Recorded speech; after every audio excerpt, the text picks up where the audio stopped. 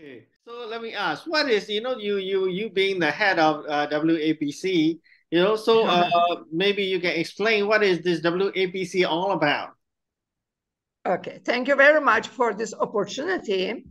First, let me give a brief information about World Association of Press Councils that we were established because there was a lot of problems with journalists and media members. So we thought that coming together and supporting each other will be kind of more have more opportunity for press freedoms, and of course it also carries responsible journalism too. You know, we are not only one-sided, but we are also thinking about the public, and they have to have correct news. And uh, we think it's important that the media, both on all participants of media, should be kind of respectful to each other. So this is why we were established. When it was established, it was 12 member countries, or members from 12 countries. But now we are becoming 26, and it's becoming more powerful, and we can achieve more because our members are really unified in press freedoms, in international, responsible international journalism. So it has been quite an achievement also for the council, but also for our members. All right. Okay, how has it changed since you say it was founded with 12 members? How has it changed over the years? Uh, it's changed a little bit. Yes, we have the same ideals like press freedoms and also responsible journalism, but also in the media sector there are new things happening. Of course, with the new technologies and with the social media and internet journalism and all of that, of course, uh, posed a lot of challenges to our council, because our members, we come together in Kenya, and we decided that we have to develop code of ethics for social media as well, because it has become sometimes an instrument to degrade certain people for political purposes, etc., etc., which we think is not fair. So we decide that we should have some code of ethics also for social media, like we have in journalism, other media. All right. Because this is slightly off the question list. Previously, I heard that there's also some, before I get to know you, there was some members from the Western states, such as UK and all these things. Eventually, they left. Is that information correct? There was one, but this was even before my time. Yeah, I don't remember. I mean, I was not in the picture when it was happening, but I heard that, and this was carried from from one group to the other group. There was, yes, Britain was also involved, and there was a journalist from Britain. And what happened was he insistently wanted to become the chairperson, the president, and the others said, no, we should be electing our president. And he didn't accept it, so he left. This is what I heard about the previous uh, adventure. I mean, All right, all right. but then, since then, we are always electing our presidents and our board of directors. So it's been all very, because everybody is contributing with the team of executives, and that really help the solidarity among the members. I think this was a very good decision. If you ask my opinion, of course, I was not around in those days, but I think it worked for a better WAPC. All right. Okay. Okay. Now, what I do know is, WAPC is always trying to protect the journalists and reporters and their rights.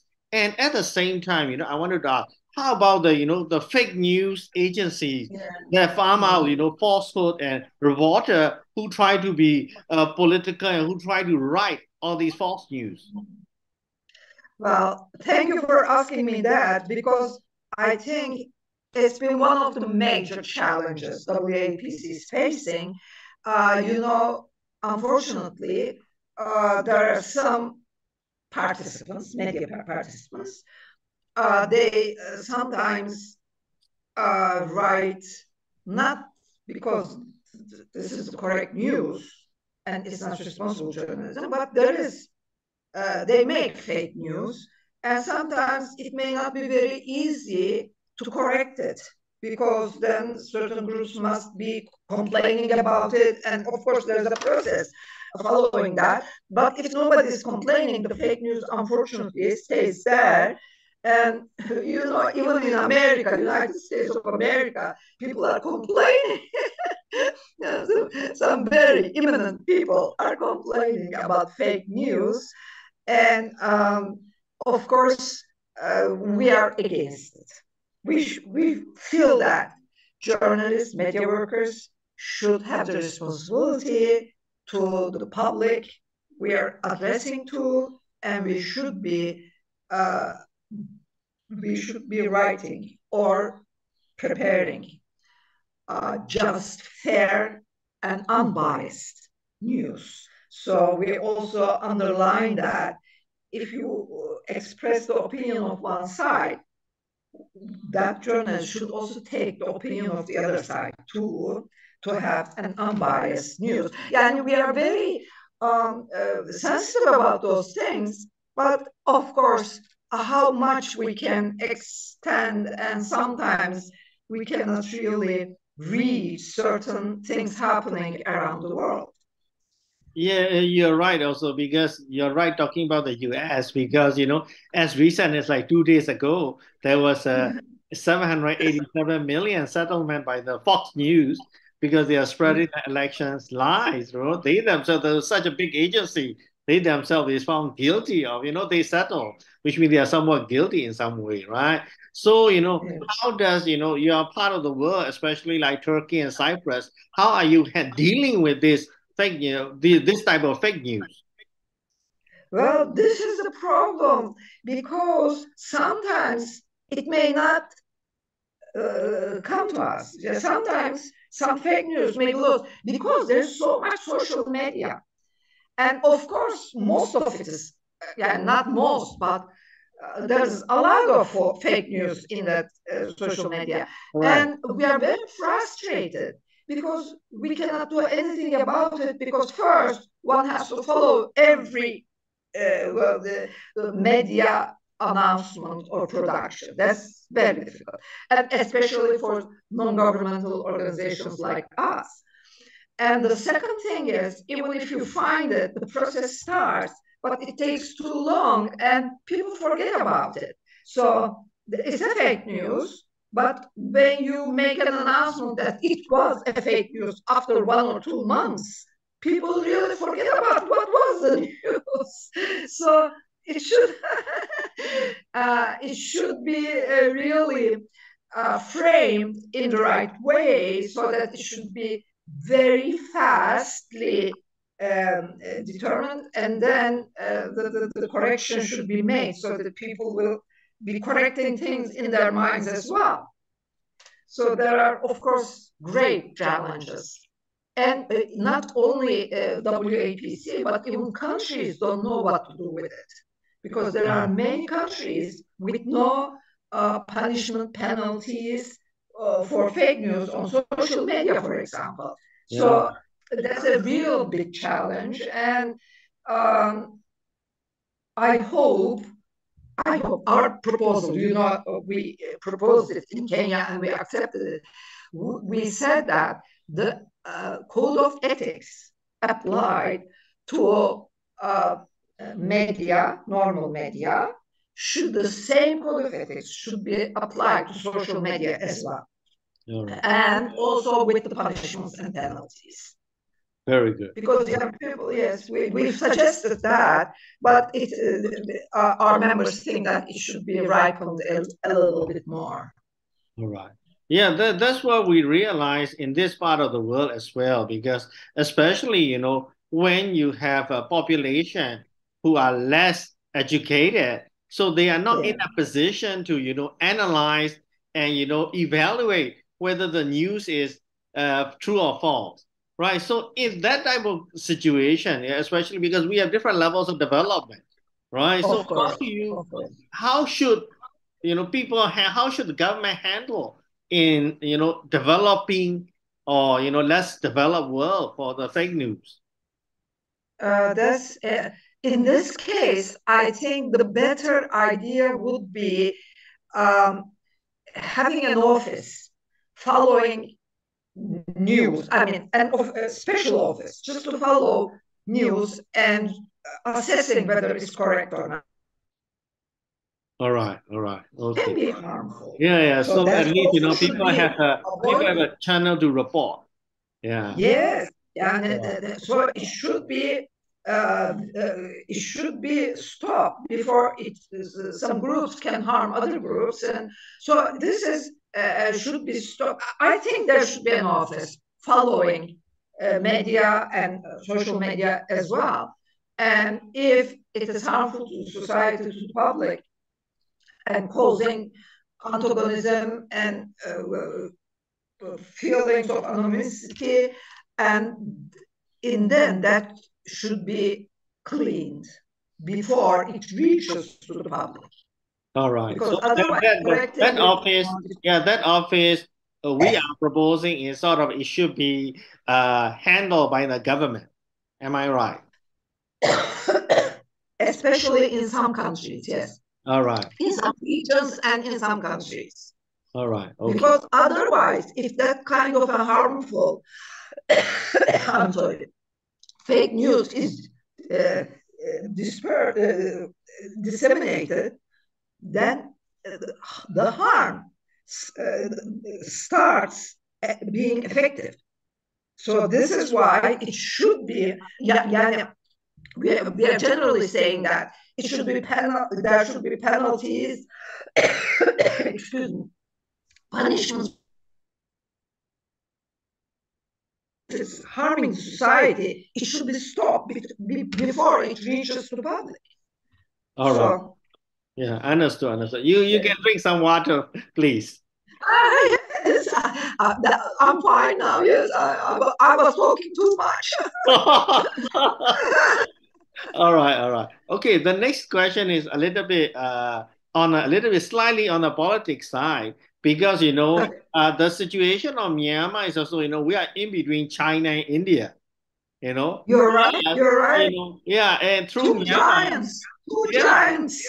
yeah, and plus, through Myanmar, China is trying to get into the Indian Ocean because they only have the Pacific exit, right? And the Pacific exit is being blocked by the U.S. allies like Japan, Korea, Philippines, right? So China is trying to have an exit through the, Myanmar into the Indian Ocean. So it's a little bit like, a lot of power play and geopolitics play. So I want to ask, how do you handle pressure being in Turkey and, maybe neighboring Cyprus, the pressure from being a member of NATO at the same time being a neighbor to Russia? Yes.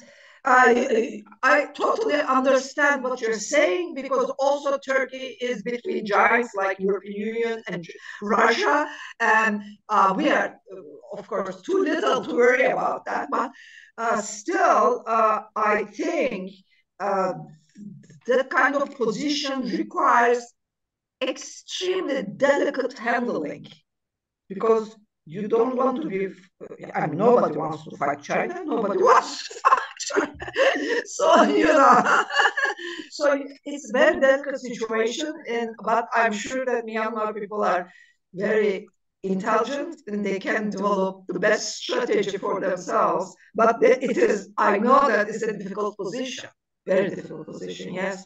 Luxembourg, for example, France and Germany. So, but so there are situations like that. But in your case, I think there's also this problem of Indian Ocean, access to Indian Ocean. So it's maybe uh, a more pressing situation, maybe in your case. Yes, I hope all the best for you. Okay, the next question is, obviously there was a time like a couple of like 6 months ago, whatever, the Turkish Prime Minister Erdogan or whatever, Yes, he accused Erdogan. Myanmar government of committing genocide against the Rohingya people. At the same time, opposition and the evidence here has been there has never been such mass killing of the people. So how in that situation, right? What's the best way to resolve that when you have people holding onto Yes. facts, and some also he may have different facts. How do you resolve that? Well, I think, of course, if you ask my opinion, because I'm not a political person, I'm just a simple academician, a professor of economics, not even politics. I'm also economics. Really? That's, Yeah, so you I see got I what got I. from yeah, I got from London School of Economics. That's great. That's very respectful. You're Yeah. right. So what happens is, I think under the situations like that, that there are this news, that kind of maybe complaints, we don't know. But the best thing is communicate Very good. and communicate with each other. You know, if we if we don't understand each other, we can never have a resolution, right? So Exactly. I think the first step should be trying to understand each other much better and then trying to solve the problem coming together. I think this would be the best idea, hurting nobody and protecting all sides' interests, if you ask my opinion. I always prefer that strategy. Very good. I think that's pretty good. It's simple yet it's going to be effective. Yes, and hurting nobody. That's Yeah. important. Correct, correct. Okay, then my second last question. How powerful is the press council in Turkey and probably Cyprus itself? How is it? Because I wanted to know how is it dealing with the shrinking of the traditional media, i.e. the newspaper, right, and the expansion of the digital media. Thank you very much. We are powerful. How do we how do we come to that conclusion? Is because there is freedom of press here, and also uh, there is also responsible journalism. If there is no any kind of a diversion from responsible journalism, we make our point and put things under control. So obviously, I mean, looking at the output, we have been, but it's been so many decades. We are trying to kind of put things uh, for the for the benefit of the people. So we are trying. I mean, it didn't happen in one day. You know, it, it took time. But today, I think we have all kinds of free press, and at the same time, kind of responsible journalism, except the social media. Social media is not still totally uncontrolled and unfortunately harmful. Yes, sometimes. Of All right. course. Okay, my just last question. Yeah, right now, the whole world seems to be shifting towards developing a little bit of anti-US and anti-West sentiment, especially coming from places like India, China, and Russia, and Mm-hmm. probably Saudi Arabia. They're grouping together. And recently from Brazil, right, they are trying to they not use the US currency. So from the Turkey itself point of view, how do you view what is the majority of the population perception of the US and this, Russia-China bloc? Mm. Well, that's again a very a strategic position Turkey has to take, and they delicately arrange those things. But I think because there is, again, to be realistic, and there is an anti-US sentiment. Why? Um, uh, uh, because uh, Turkish people think that uh, sometimes U.S. interests and Turkish interests can be conflicting in certain areas, not in every area, but in certain areas. And then of course they react. And sometimes people are not very, calculated and everything. But we also know that Turkey is in NATO alliance militarily and also in the market economic system. So economically and militarily and free democratic system, so politically too, we are part of the Western system in a way, but sometimes not very happy with some pressures coming this way or that way, I guess. All right. Okay, thank you very much, Sule. Right. Thank you very much for inviting me. Yeah, I only have one last request. If you have any works to be done for WAPC, please count me in, right? Because I want to contribute long term I to will the definitely. institute because I get along with your guys very well. Yeah, Yes. No, because no, in fact, I know that I will do that. yeah, in fact, I'll be doing the same thing with NIAC tomorrow. Oh, good. Great, Yeah. great. Lovely. My regards to Nayak as well. All right, all right. Okay, Sule, thank you very much. Thank you. Thank you very much. All right, bye. Thank you very much. Hello to Myanmar people. All Hello. right.